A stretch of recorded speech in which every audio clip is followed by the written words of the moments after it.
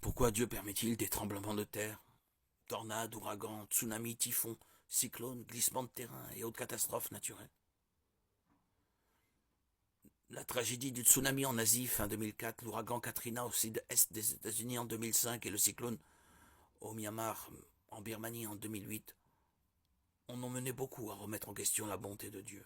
Il est regrettable que les catastrophes naturelles soient souvent appelées actes de Dieu, alors qu'on ne porte pas au crédit de Dieu les années, décennies, voire siècles de bonnes conditions météorologiques. Dieu a créé l'univers et les lois de la nature. Genèse 1.1. La plupart des catastrophes naturelles sont une conséquence de ces lois. Les ouragans, typhons, tornades sont des conséquences de la collision de différentes zones climatiques. Les tremblements de terre sont le résultat de la dérive des plaques tectoniques. Les tsunamis sont provoqués par un séisme sous-marin.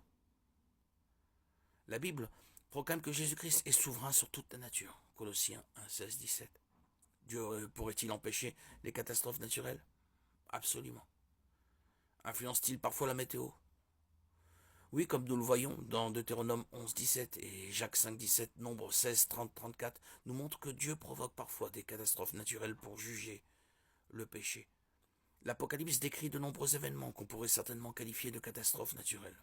Apocalypse 6, 8 et 16. Mais toutes les catastrophes naturelles ne sont pas automatiquement des punitions de Dieu, absolument pas.